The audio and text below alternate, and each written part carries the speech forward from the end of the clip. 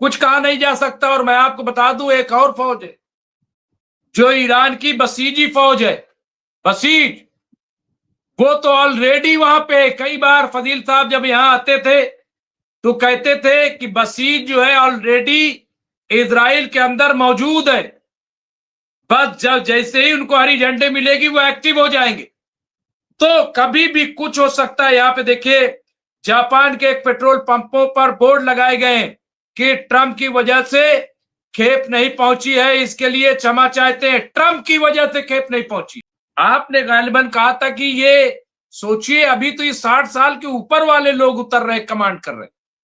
जिस टाइम 30 साल के बाद वाले कमांड करेंगे, फिर क्या होगा? फिर क्या होगा? ये तो अभी 60 साल के ऊपर वाले हैं। और 60 साल के ऊपर वाले भी मैं बता दूं, ये वो लोग हैं जो खामनाई साहब के तरबियत याफ्ता है।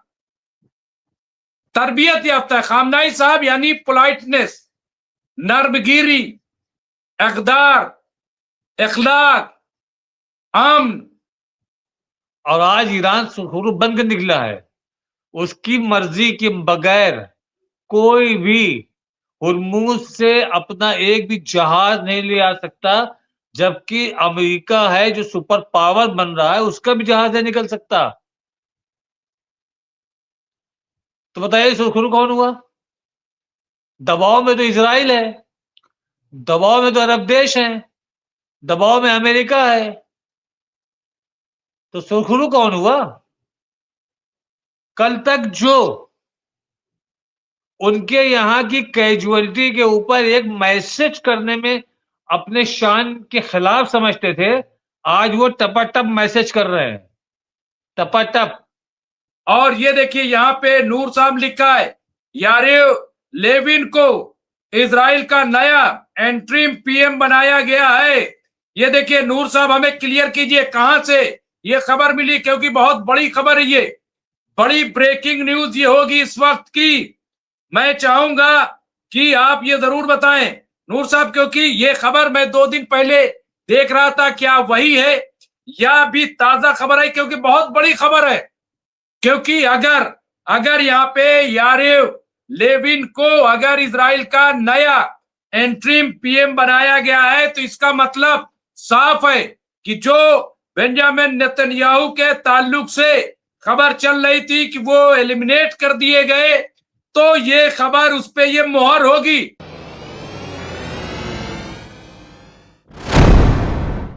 तो बस यही है, मौका मिलेगा आपको। जी जी, पूरा मौका मिलेगा जी।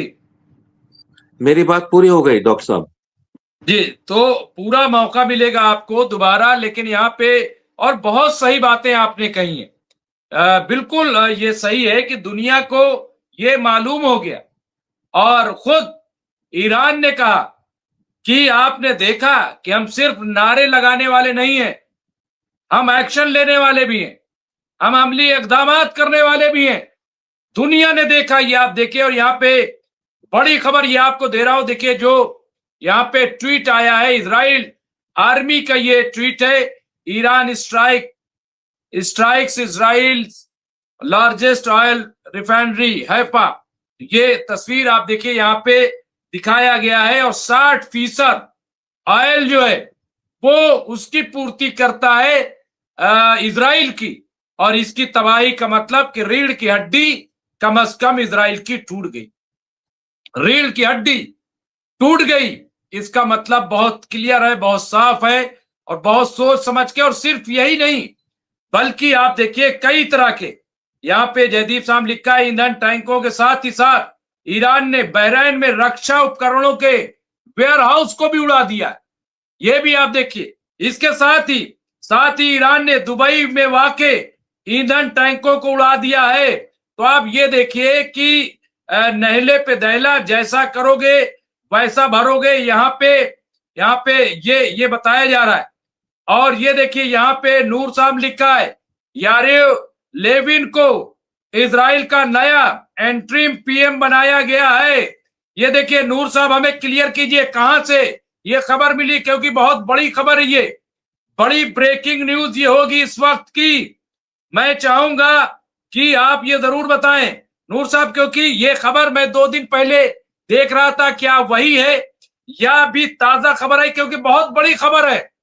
क्योंकि अगर यहाँ पे यारिव लेविन को अगर इजराइल का नया एंट्रीम पीएम बनाया गया है, तो इसका मतलब साफ है कि जो बेंजामिन नेतन्याहू के ताल्लुक से खबर चल रही थी कि वो एलिमिनेट कर दिए गए, तो ये खबर उस पे ये मोहर होगी। क्योंकि देखिए वीडियोस जिस तरह के आ रहे थे, फेक डीप एआई वीडियोस, उससे क्लियर था, उससे बहुत साफ था कि आखिर ये क्यों बार बार झूठे वीडियोस दिए जा रहे हैं। और एक के बाद एक ये साबित करना, जैसा कि शुरू में हमने कहा कि साहब मैं जिंदा हूं, मैं जिंदा हूं, मैं जिंदा हूं, ये जो बार बार मैं जिंदा हूं, उसकी तकरार से भी शक पैदा हो रहा था। अभी मैंने कहा, और अगर ये खबर सही है, मैं समझता हूं आज की सबसे बड़ी खबर ये होगी ये। और मैं समझता हूं कि मुझे नूर साहब और आप लोगों से भी गुजारिश है कि आप लोग भी, राशिद साहब जब तक अब्दुल वाहिद साहब, जब तक मैं राशिद रजी साहब से बात करूंगा, आपसे गुजारिश है कि आप भी थोड़ा सा खंगाल लीजिएगा, देख लीजिएगा कि ये कहां तक, क्योंकि ये सही है, ये सही है और ये बहुत बड़ी अपने आप में खबर होगी। जयदीप सिंह बुंदेला साहब लिखा, ट्रम्प ने एक सवाल के जवाब में कहा कि मैं मिडिल ईस्ट में कोई ट्रूप्स उतारने नहीं जा रहा हूं।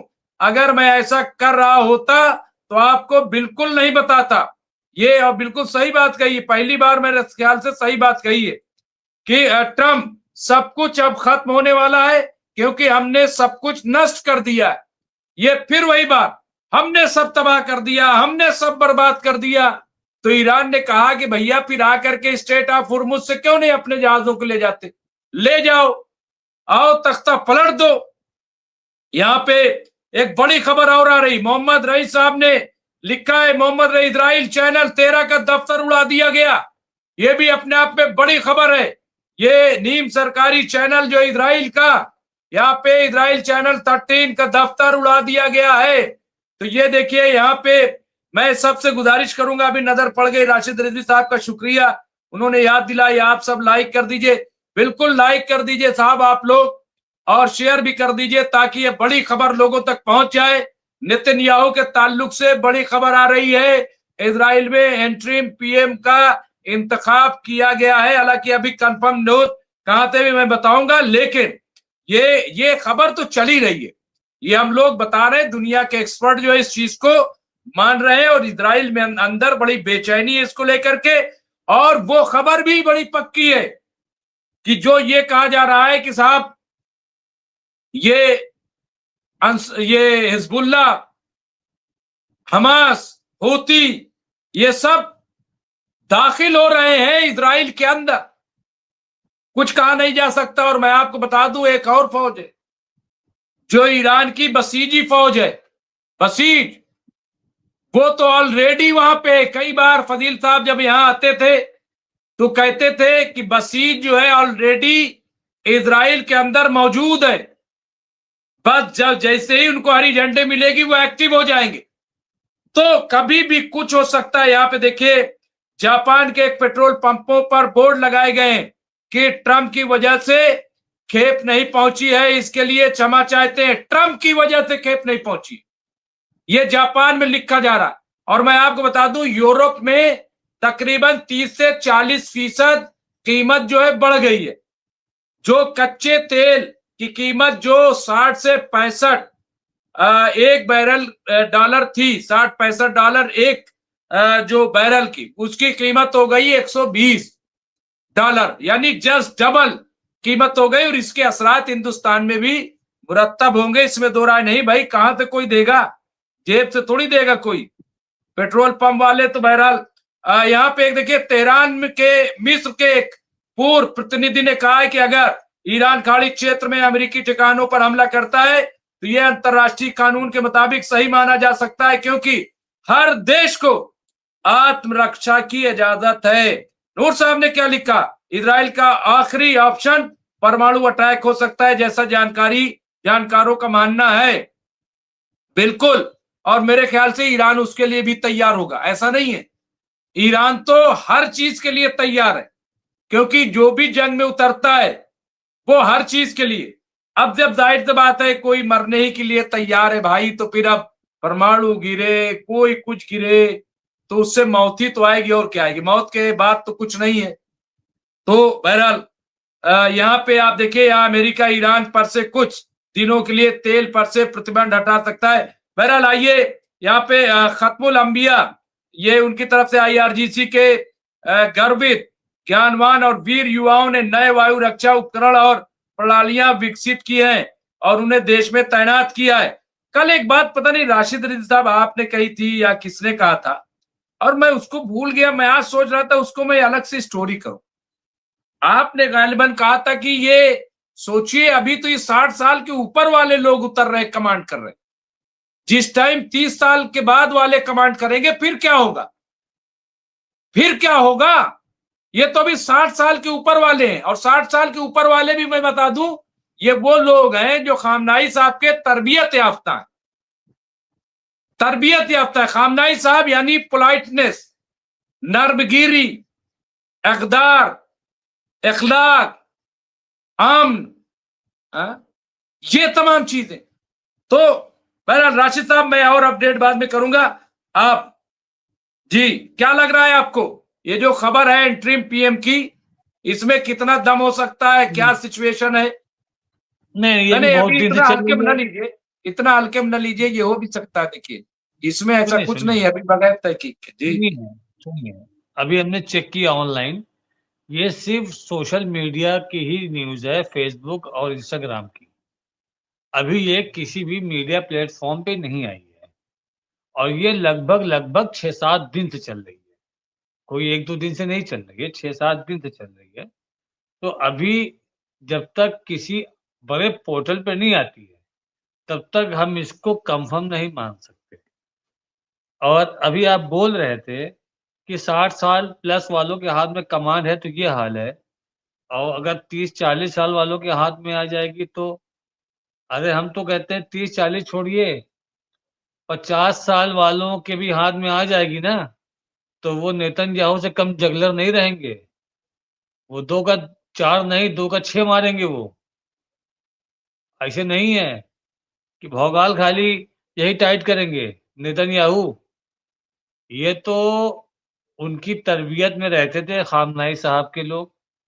खामनाई साहब के साथ इन लोग का उठना-बैठना रहता था। खामनाई साहब से वो लोग सीखते थे कि आप किस स्टेज तक सब्र करो, पेशेंस रखो और उस आखिरी मुकाम तक जाओ जहाँ तक बात बन जाए। अगर लगता है कि बात नहीं बन रही है और मामला, बातें अपनी इज़्ज़त पे आ जाए, अपनी गैरत पे आ जाए, तब समझौता नहीं करना। तब जो चाहे वो कर लेना, बट समझौता नहीं करना। तो मुमताज़ भाई, ये जो हमारा युद्ध चल रहा है ईरान का, इज़राइल का, अमेरिका का, अब पहली चीज़ ये है कि इस युद्ध का विलेन कौन है? तो इस युद्ध का विलेन हम अगर नाम लेंगे तो अभी सब लोग मैं से भी नाम भी डाल देंगे।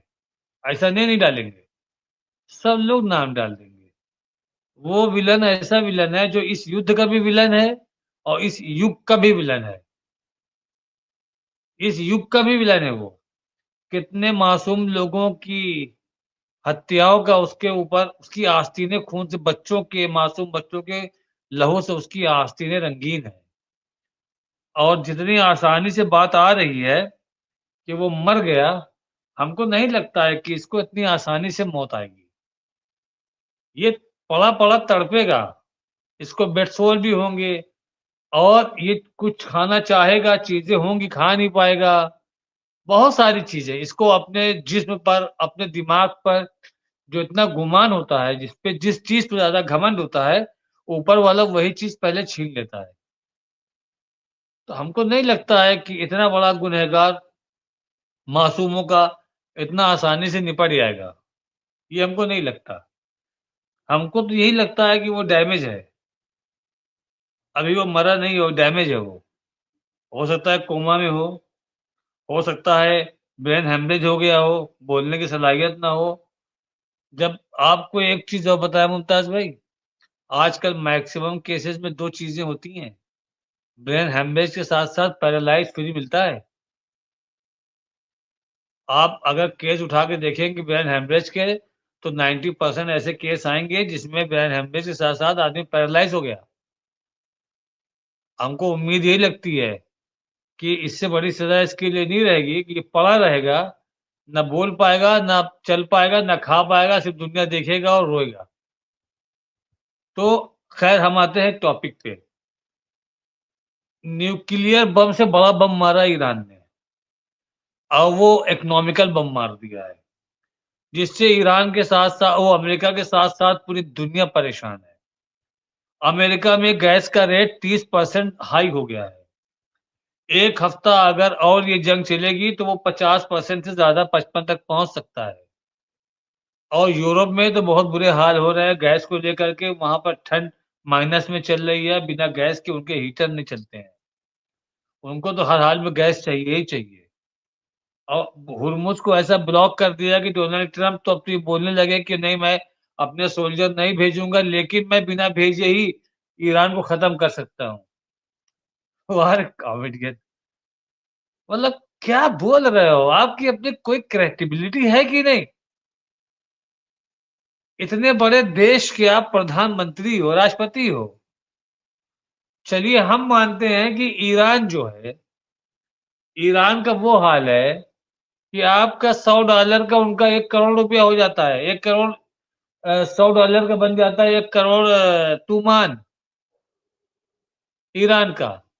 लेकिन आप आज की डेट में अली रानी जानी हो, सॉरी अब्बास अराची हो या फिजिशियन हो, अगर वो बोलते हैं तो दुनिया बहुत ही सिंसियरली सुनती है। हल्के में उनकी बात को नहीं लेती मुमताज भाई। अब पूरी दुनिया इस चीज का वैल्यूएशन कर रही है कि ईरान ने क्या क्या कहा और क्या क्या किया। तो उस पैरामीटर पर ईरान 100% खरा उतरा। और जो ये डोनाल्ड ट्रंप साहब हैं, इनकी बातों की अपनी कोई क्रेडिबिलिटी नहीं। हाँ, एक चीज तो है, मैं आपको बताता हूं। इजराइल के ही प्लान पर इजराइल के ही प्लान पर इन्होंने अमल किया और हुर्मुज से उठा लिया उनको।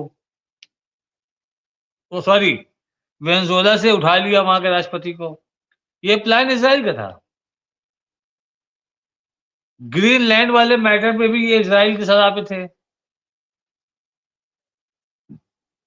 वेनेजुएला के राष्ट्रपति को उठाने के बाद इनको लगा कि दुनिया में अब कोई भी नहीं ऐसा है जो इनके सामने खड़ा हो सकता है।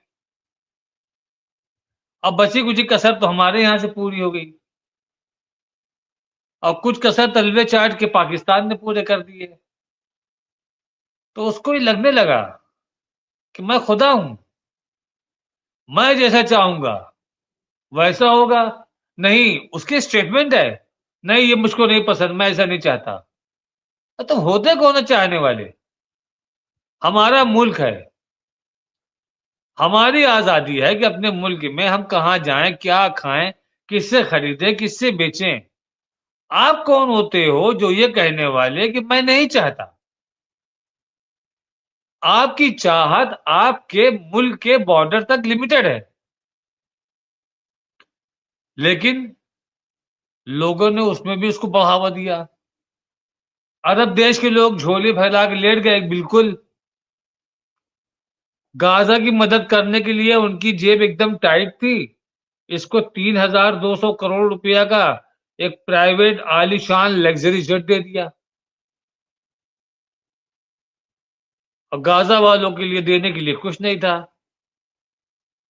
मुमताज भाई, जब आपके अच्छे कांटेक्ट अरब के इतने अच्छे कांटेक्ट थे डोनाल्ड ट्रंप से, आप एक फोन करते थे, डोनाल्ड ट्रंप मानता था आपकी बात को, तो आप ये कह सकते थे डोनाल्ड ट्रंप को कि गाजा में मदद पहुंचवाने दीजिए, नेतन्याहू को मना करिए अस्पतालों पर हमला न करे, मासूमों की जान न ले। और बॉर्डर को खोले, सारी मदद आने दे। इनकी हिम्मत नहीं पड़ी बोलने की। ये बात को लेकर के हम शुरू से आपसे ही बोलते आए थे। हमारी आपकी कई मर्तबा बहस भी हुई। तुम बोल तो सकते थे। आज ईरान ने मार मार के कचरा कर दिया और तुम्हारे लिए रास्ता हमवार कर रहा है वो, और तुम ऐसे गधे नालायक हो कि उसका पैर पकड़े हुए छोड़ नहीं रहे हो। थोड़ा सा रिएक्शन तो दो। ओमान के अलावा किसी भी अरब देश ने एक जबान इजराइल का कंडम नहीं किया, इजराइल का नाम नहीं लिया, किसी एक मुल्क ने, ओमान के अलावा। अब आप सब बैठ जाते हो, ईरान की निंदा करते हो, लेटर साइन करके देते हो उसको, दो दो कोई बात नहीं। अब तुम कहते हो कि हम लोग भी जवाबी कार्रवाई कर सकते हैं, हमको भी रक्षा का अधिकार है। तुम्हारी हैसियत क्या है जानते हैं? 61-62 में गए थे, इसराइल से जीत नहीं पाए तुम क्या लड़ोगे? तुम्हारा दिमाग शराब और शबाब में मस्त हो गया, एकदम घुल गया है। उसमें तुम हौसले कहां से लाओगे? करना है हमला करके दिखा दो, फिर देखो जवाब क्या होता है। तुम अपने महल में नहीं रह पाओगे। तो मुमताज भाई, आज जो चल रहा है, आर्थिक कंट्रोल आज ईरान के हाथ में है। एशिया का सुपर पावर बन करके आज ईरान उभरा है। और ये बात भी हमने आपसे कही थी, अगर आपको याद हो 2-3 महीना पहले हमने आपसे कहा था कि एक बार अगर लड़ाई शुरू हो गई, आप देखिएगा कि ईरान सुरखुरू बन के निकलेगा। और आज ईरान सुरखुरू बन के निकला है।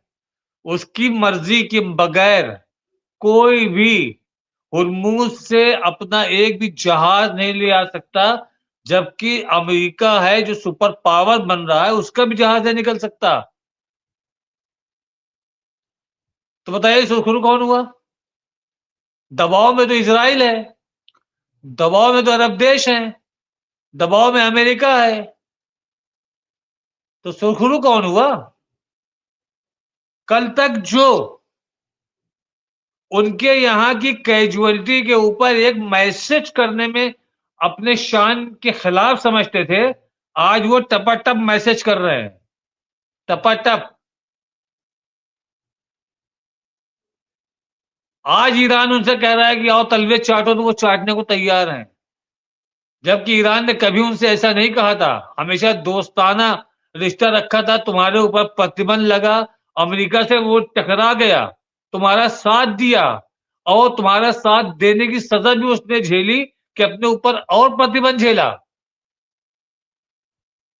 जब आज उसके साथ खड़े होने की जरूरत हुई तो तुम मुंह फेर के खड़े हो गए दूसरों की तरफ। ऐसा नहीं है कि हम उसके एकदम मद्दाह हैं, मद्दाह नहीं है। हमको अफसोस ये है कि इतने मासूम बच्चे मारे गए, हम खामोश हैं क्यों? और जब वो अटैक कर रहा है तो आप निंदा कर रहे हो, और निंदा भी ऐसी लैंग्वेज में कर रहे हो, ये वो ऐसा वैसा हो गया, बात खत्म, न किसी के नाम न कुछ। क्या मतलब ऐसे निंदा की?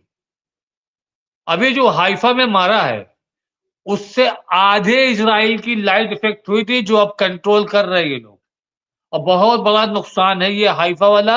और आज की रात और मारेंगे, और ये भी ऐसा नहीं खाली यही मारेंगे, वो भी मारेगा। मेरा एक दोस्त है मुमताज भाई, वो मशहद में जाके फंसा, वहां से वो बाय कार निकला कि किसी तरीके से मैं अफगानिस्तान बॉर्डर तक पहुंच जाऊं। और अफगानिस्तान बॉर्डर तक पहुंचने का रास्ता कम से कम 13 घंटे का मशहद से बाय कार है, जबकि मशहद आपका किर्गिस्तान साइड, अजरबैजान साइड है, बहुत दूर पड़ता है वो, पूरा ईरान क्रॉस होकर जाना पड़ता है। उसका कहना था कि मैंने देखा है मिसाइलों को, और जो कहते हैं लोग कि इंटरसेप्ट नहीं कर पा रहे हैं, मैंने उसने वीडियो भी भेजा था, डाला था उसने, इंटरसेप्ट करते हुए उसने देखा है कि इंटरसेप्टर जो है इजरायली मिसाइलों को इंटरसेप्ट कर रहे थे। हमारे आपके पास न्यूज आती है कि वो फाइटर प्लेन से आके अटैक करके चले जाते हैं, जो कारगर हो जाता है। मुमताज भाई, ये अरब देशों के एयरबेस से मिसाइल भी ईरान में दाग रहे हैं और इंटरसेप्टर प्रॉपर उसको इंटरसेप्ट भी कर रहे हैं। ईरान के पास अगर बेहतरीन फाइटर हो जाते तो इनके फाइटरों को दबा लिया जाता हवा में ही, फिजाई। अभी आप एयर 24 ऐप खोल के चेक कर लीजिए, देख लीजिए, सऊदी अरब के ऊपर यूएस एयरक्राफ्ट टहलते हुए नजर आ रहे होंगे। उसमें जितने भी जहाज हवा में रहते हैं उन सब के बारे में इंफॉर्मेशन भी रहती है। जितने पे एनए लिखा होगा नॉन एप्लीकेबल, उसको टच करेंगे तो उसमें यूएस एयरफोर्स करके आएगा। तेल अवीव से लेकर के जद्दा तक जितने भी एयरक्राफ्ट नजर आएंगे आपको, मैक्सिमम एयरफोर्स यूएस के नजर आएंगे। और ये कहते थे कि मैं तो अपनी न जमीन दूंगा न अपनी फिजाई एरिया दूंगा, और उन्हीं की हवा में टहल रहे हैं, उन्हीं के एयरबेस से, उनके तेल अवीव से भी उड़ के आ रहे हैं, उनके एयरबेस से भी उड़ के आ रहे हैं। अब प्रॉपर फाइटर जेट को वो रिफ्यूल करते हैं। अगर बेहतरीन फाइटर होते तो ये उन रिफ्यूलर को उड़ा देते हवा में, ईरान वाले। लेकिन मजबूरी ये, लेकिन फिर भी हम आपको बता रहे हैं कि अभी अगर ये खत्म हो जाता है तो आने वाले 10 साल में जिस तरीके से ड्रोन और मिसाइल में इसने अपने आप को मजबूत कर लिया है, ये बेहतरीन एयर फाइटर भी निकालेगा, बेहतरीन एयर डिफेंस भी निकालेगा। जी मुमताज भाई।